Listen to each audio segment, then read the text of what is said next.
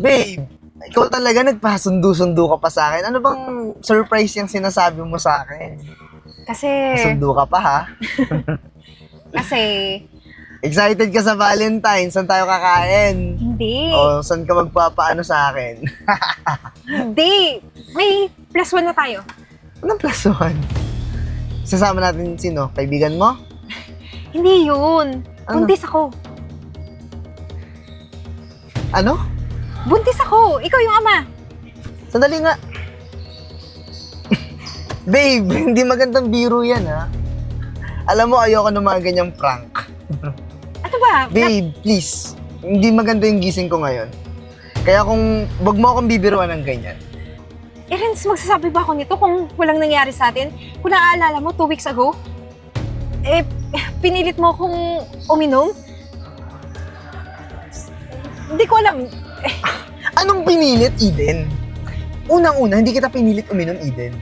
Sumama ka sa akin kasi gusto mong maranasan yung mga kinakain ko, yung mga ginagawa ko sa buhay na mga pangmayaman. Ay, sabi mo, gusto mo lang matry, di ba? Renz, hindi ganun. Ikaw yung nagpumilit sa akin. Hindi ko alam, bigla akong nahilo, tapos nakaramdam So ako. ngayon, sinasabi mo sa akin, may nilagay pa ako sa inumin mo para nahilo ka? Hindi naman sa pinagbibintangan kita o galit ako sa'yo. Pero, eto na buntis na ako. Anong buntis ka na, Eden? Dispatcha mo. Renz, hindi. Krimen yun. Hindi ko gagawin yun. Baby natin to. Tsaka, Anong baby? Eden, huwag mo akong sabihin ng baby natin to. Alam mo ba yung tatay ko pag nalaman niya yan? Pastor yung tatay ko! Mayaman kami! Ano na lang sasabihin niya sa akin, ha? di panugutan mo to. Renz, naman maawa ka sa bata. Eden, hindi ko papanagutan yan. Kasi kasalanan mo yan, sumama ka sa akin, at ikaw lang may gusto yan, hindi ako! Renz, ano ba pinagsasabi mo? Sa'yo ko lang pinagkatiwala yung pagkababae ko. Bakit? Tapos ginagawa mo akong mali, ginagawa mo akong sinungaling. Ikaw lang naman yung lalaki na minahal ko, na binigay ko lahat. Minahal! Minahal mo yung yung yaman ko? Yun ba yung habol mo sa akin, Eden? Ano? Hindi. Gusto mo bayaran pa kita para lang madispatcha mo yan? Ano, magkano kailangan mo? Hindi ko kailangan Magkano kailangan mo? Hindi ko kailangan ng pera mo. Ang gusto ko pa nagaton mo to. Ano na lang sasabihin ng nanay ko? Hindi na buwisit na ako sa'yo, ha? Huwag mo akong... Malandi ka. Ikaw yung malandi. Kaya kung buntis ka, hindi ako yan. Siguradong hindi ako yan. Hindi lang naman ako yung lalaki siguro na nilalandi mo, no? Friends, hindi nga. Bakit ayaw mo maniwala sa akin? Ilang taon na tayong magkarelasyon, pero bakit ngayon lang hindi ka nagtiwala sa akin? Please! Huwag mo sisirain yung reputasyon ko dito sa school, ha? Maganda yung score ko sa values. Kasi nga, pastor yung tatay ko, mga magulang ko relihiyoso. Tapos malalaman nila yung anak nila nakabuntis ng mahirap na babae, squatter, oportunista. Hindi ko nga alam, baka nga bayaran ka lang, eh. Anong bayaran, ha? Hindi ako ganun. Bumba ka? Baba!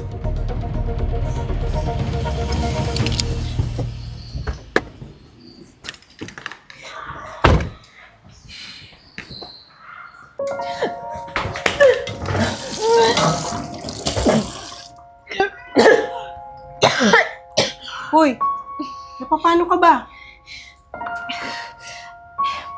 Ma'am, masama lang para pakiramdam ko, pero okay lang ako. Kaya ko naman eh. Ano ba kinain mo? Ba't nagkaganyan ka? Wala naman. Punta tayo sa doktor, gusto mo? Ay, hindi ma, hindi. Kaya ko pa naman eh. Napagod lang siguro ako kasi nagpuyat ako kagabi. Nag-aaral kasi ako eh. May exam kami. Putlang-putla ka, Eden. Tapatin mo nga ako. Buntis ka ba? Hindi ma. Bakit naman ako mabubuntis? Kilala kitang bata ka pag nagsisinungaling ka. Hindi ka makatingin sa akin ng diretso. Buntis ka? Hindi nga. Buntis ka! Sinasabi ko sa'yo, ayusin mo yung pag-aaral mo. Ano nangyari? Buntis ka, no? Umamin ka, ha? Umamin ka. Lalo ka masasaktan sa akin pagka hindi ka umamin. Buntis ka, no? Oo. Yan na nga ba sinasabi ko eh. Eden! Lahat ng bagay binigay ko sa'yo. Itinaguyod kita paano ako pag-aral ka. Ikaw lang ang pag-asa ko, Eden. Para makaahon ako dito sa hirap na sobrang hirap talaga. Eh ma, pasensya ka na eh. Hindi ko naman to ginusto. Ano sa sasabihin ng mga kapitbahay natin? Yung mga kamag-anak natin. Ang taas-taas ng tingin nila sa'yo dahil ang tali-talino mo. Ma, sorry na. Hindi ko naman to ginusto talaga eh. Anong hindi ginusto? Ano sa inyong gumusto niyan? Ako? Kasi si Renz, pinilit niya ako sumama sa kanya. Sa tingin ko, nilagyan na ng gamot yung pinainom niya sa akin. Nakatulog ako, hindi ko alam. Ma, pasensya ka na, hindi ko talaga ginusto to eh. Eden, 3 taon mo nang karelasyon yun si Renz. Sinabi ko sa'yo, iwasan mo. Kahit anak ng pastor yung hayop na yan, alam kong sobrang spoiled yan. Iba ugali niyan. Hindi ka nakikinig sa akin. Sorry na. Supportahan mo na lang ako. Hindi ko naman alam din yung anong gagawin ko ngayon eh. Hindi ko na alam gagawin sa'yo, bata ka. Ano sabi ngayon ni Renz? Ayun yung panindigan. Hindi siya naniniwala sa kanya to. Sinabi niya malandi ako.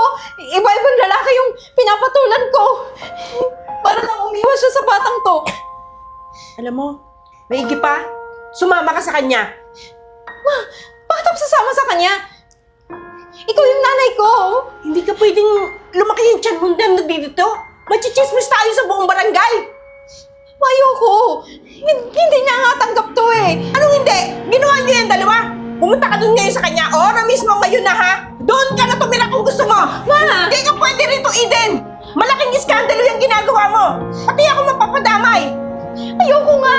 Pinagtabuyan na nga niya ako eh. Pwede ba intindihin mo muna ako? Gusto ko maliwanawan muna sa mga nangyayari ngayon. Anong liwanag pang hahanapin mo niyan? Habang nag-iisip ka, lumalaki ang tiyan mo. Hindi ka pwedeng lumaki ang tiyan mo dito. Sinasabi ko sa'yo, pati ako mapapadamay dyan sa iskandalong pinasok mo. Pumunta ka na doon sa kanya. Hindi ka pwede rito. Hindi ka pwede rito. Sinasabi ko sa'yo, ha? Huwag kang babalik dito, ha? Nang hindi mo kasama at hindi ka pananagutan ng lalaking yan. Wisit?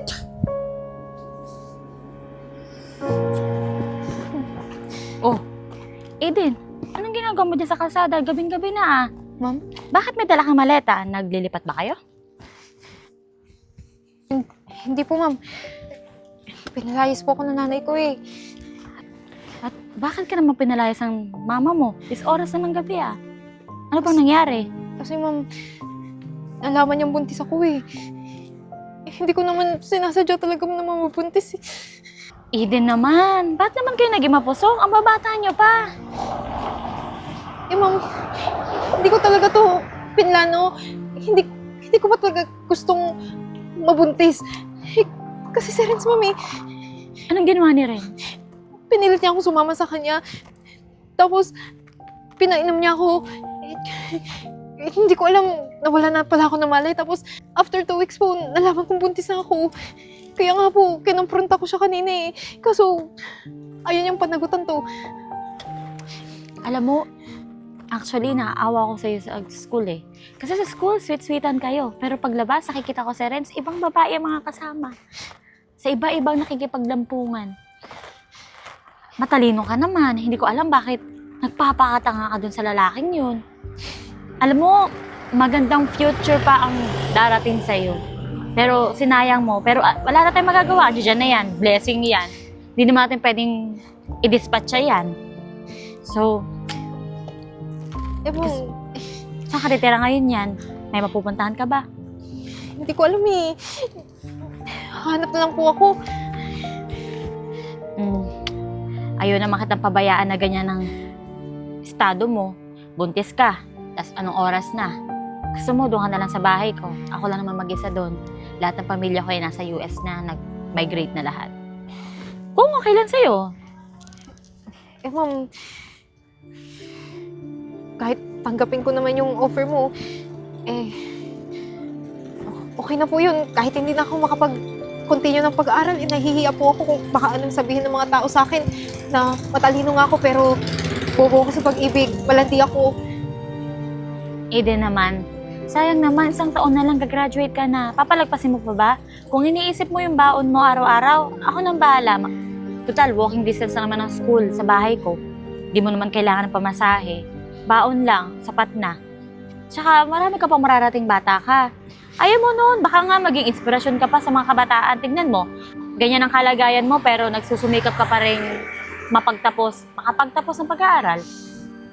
Eh, ma'am, hindi po ba talaga nakakahiya sa inyo? Mag-offer ba ako kung nakakahiya? At saka, meron akong business. Kung gusto mo ng extra income para sa panganganak mo, pwede kang magtrabaho doon. Pwede kang mag-cashier. Ano ba? Working student ba, kumbaga? Kung kaya mo lang naman, di man kita pinipili. Opo, ma'am. Sisikapin ko po habang nagbubuntis po ako. Tsaka hindi ko po bibiguan talaga yung tiwala na binigay niyo sa akin. Sisiguraduhin ko makapagtatapos ako. Siguro po, makapagtatapos ako, 2 pa yung diploma ko. Naku, na-observe ko naman sa klase, matalino kang bata. Alam ko may potential ka. Malayo pang mararating mo. Konting tiyaga lang, konting push, sipag. Para sa bata na din. Maraming salamat po talaga, ma'am, ha. O tara na, doon na tayo sa bahay. At mahamog na. Naku, Diyos ko po, masama yan sa'yo. Pasensya na po talaga, ma'am, sa abala. Nabakunahan ka na ba ng flu? Hindi ka pwedeng lagdatin buong taon hanggat nasa tiyan mo yan. Hindi pa po, ma'am. Di ko naman po alam ano yung mga proseso pamamalakad sa pagbubuntis. O siya, sasamahan kita mag-prenatal check-up. Tara na, Sige sa po. bahay. Okay, babe. Mamaya na lang tayo magkita. Susunduin kita ulit dyan. Sige. Basta ready mo lahat ng pagkain, ha? Tapos sunod, ikaw kakainin Friends? ko.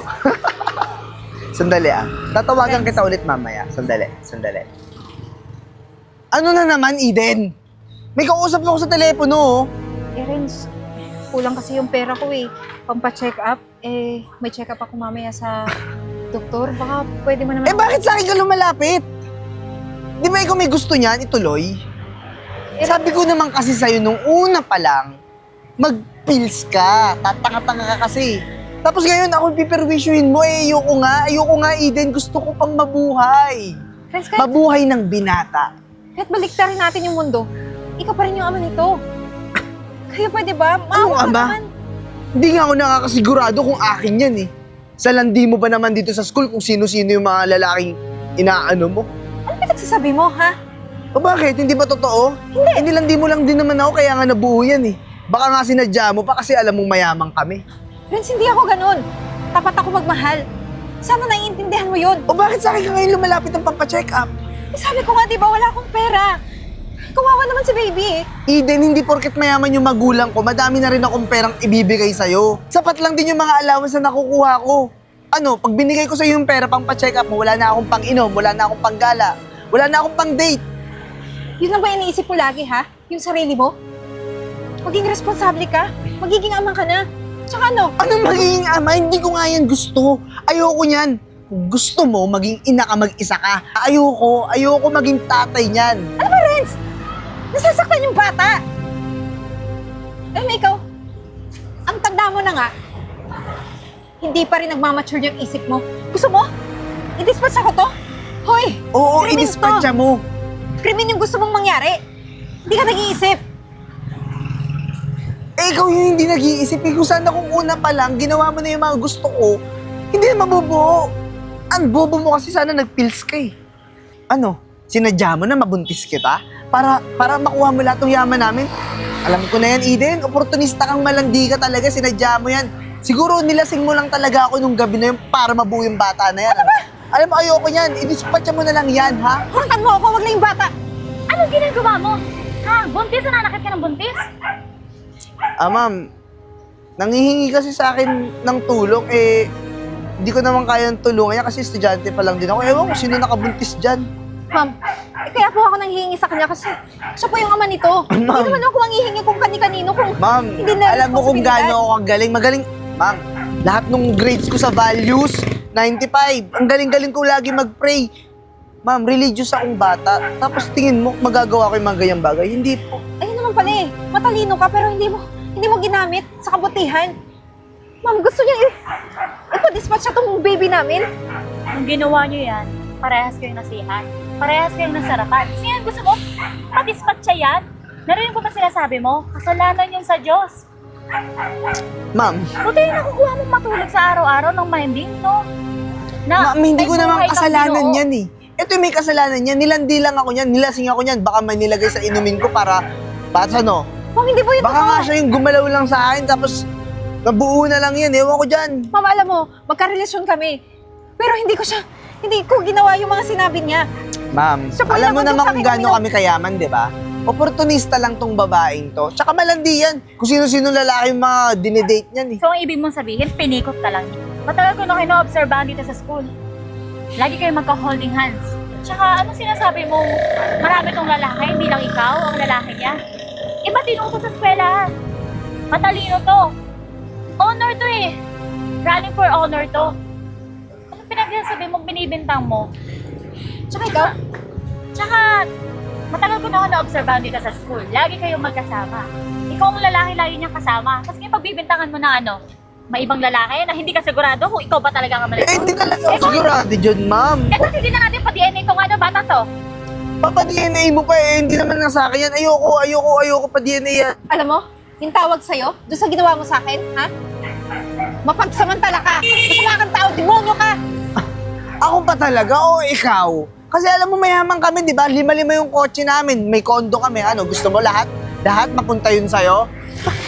Alam ko na yung mga galawan mo. Hindi yun yung intention ko. Ikaw yung makapal na mukha. Makapal na mukha mo. Ikaw yung makapal na mukha. Tumahimik ka.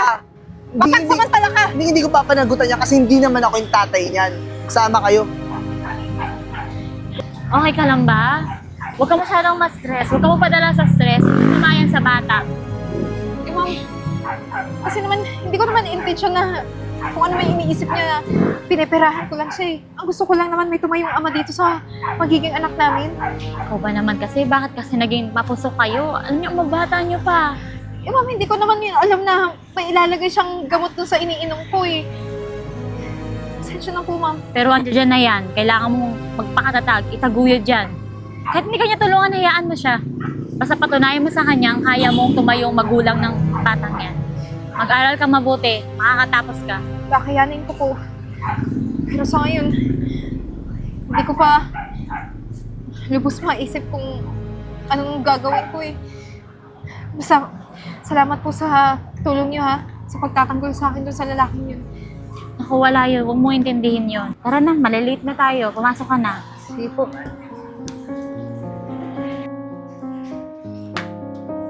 Miss na kita.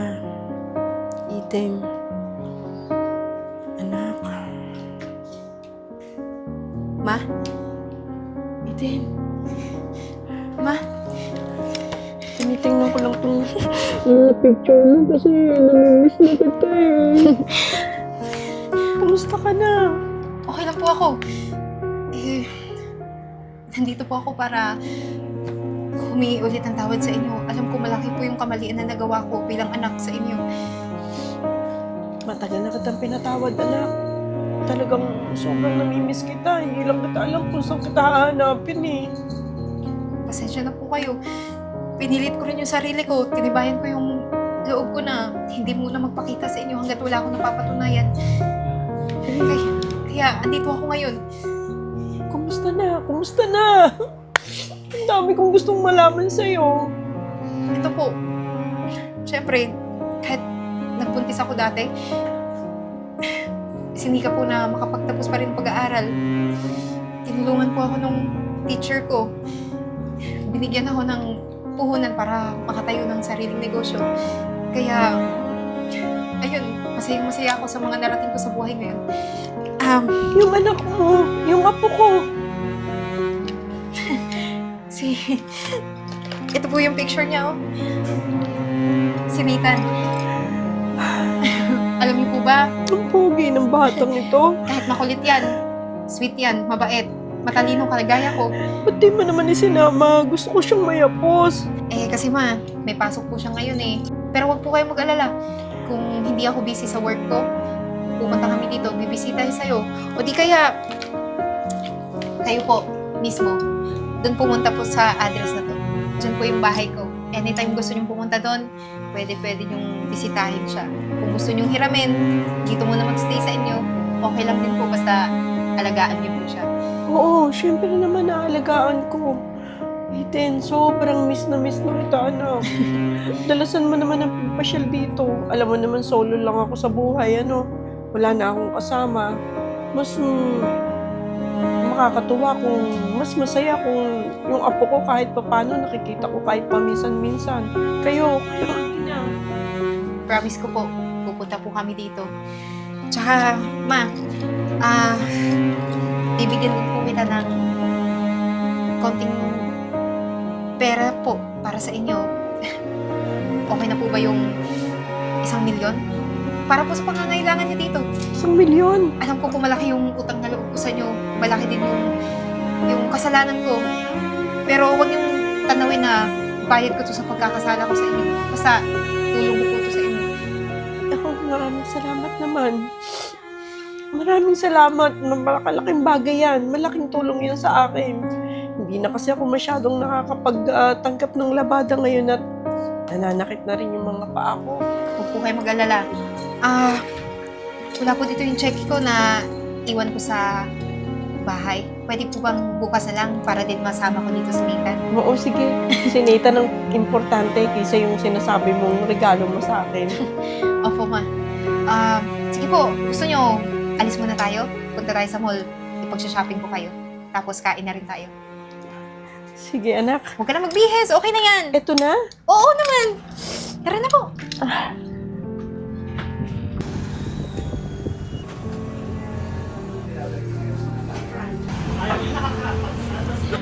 Yes, sir. Sige po. Magkita lang tayo dito sa coffee shop ko. Thank you. Eden, buti na abutan kita. Ikaw talaga sinadya ko ngayon dito. Talaga sinusundan mo ko hanggang dito? Hindi kita Oo, sinusundan kita kasi nabalitaan ko na nakapagpatayo ka na daw nitong coffee shop, ha? At saka ganitong coffee shop mo. Tingnan punong-puno na naman yung tao. Alam ko. Kasi mabuti akong tao. Oo Marunong nga akong eh. sama. Congratulations. Kamusta yung anak natin? Baka mo tinatanong, ha? Ano pag Eh, naging Eden. silbi mong tatay? Kaya naman ako nandito kasi nga sinadya talaga kita. Baka naman, Eden, hindi ko na kasi kaya yung ganitong buhay eh. Araw-gabi ako nagtitinda na itong ice candy, oh. Hindi ka pa nakawa sa akin. Bakit ikaw? Naawa ka ba dati sa akin? Nung nagbuntis ako, ha? Di ba hindi? Eh, matagal na panahon naman na yun. Gusto ko nang panagutan yung ano natin. Tsaka baka pwedeng pakiusapan mo na si Papa na ibalik sa akin lahat ng mga inuha niyang access. Yung kotse ko, yung kondo ko. After Gusto ko 5 yung bumalik years? sa ganung buhay eh. After 5 years? Ganun lang kadali sa'yo, ha? Papanagutan mo? Matapos ko ibigay buong buhay ko dun sa anak natin.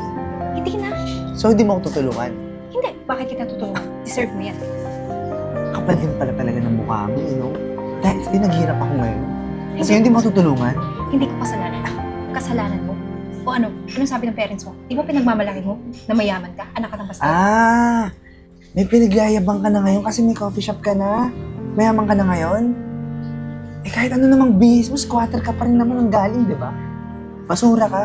Tsaka, gagamit ka lang. Kaya kung ako sa'yo, kausapin mo yung tatay ko. Gawin mo na lahat para makabalik ako sa dati kong buhay. Baka nga kaya ka lang naman yumamak kasi nagpagamit ka na naman sa ibang mayayamang lalaki, ano? Mukha ka naman kasi talagang bayaran. Ano? Tulad ng ginawa mo sa akin noon, pinirahan mo? Nagpabuntis ka ulit? Anong pinirahan? Hindi mo nga ako pinanagutan. Ang gusto ko lang, panindigan mo yung anak Oh, natin. bakit? Ilan na yung anak mo Tapos ngayon? sasabihin mo na gumamit ako ng ibang tao. Hindi rin. Alam mo, hindi ako ganyang babae. So, si Eden, alam ko na yung mga karakas mo. Kung ano naman ang tumulong sa akin, may problema ba tayo doon? Yung teacher natin na bobo magturo. Ikaw yun, di ba?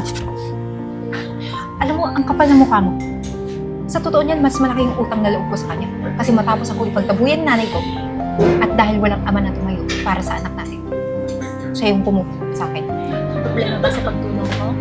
After mo siyang buntisin, hindi pa nagutan. Ano, natayo ako ng business ko, coffee shop.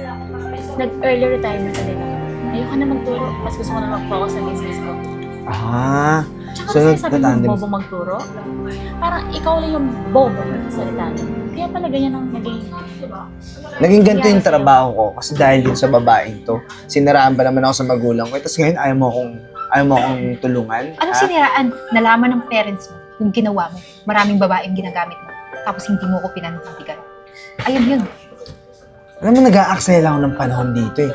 Magtitinda na lang ako ng ice candy, kumita pa ako. Kita mo yung teddy bear sa likod? Kainin mo, kasi sa bibig mo yun. Grabe talagang gaspang na ugali nun, no? Naging mahirap na nga, nagtitinda na nga lang siya. Pero ang bastos pa rin ang bibig. Buti na lang talaga, hindi na nakatuluyan mo. Kundi ano tuturo na sa anak mo? Wala. Masamang asa lang tuturo mo. Ayoko na rin siyang maging ama ng anak ko. At saka hindi ko ipapakita yung anak ko sa kanya. Hanggat hindi siya nagbabago. Hanggat alam ko na hindi siya nagbago. Deserve niya yun. Deserve niya hindi makilala yung anak niya.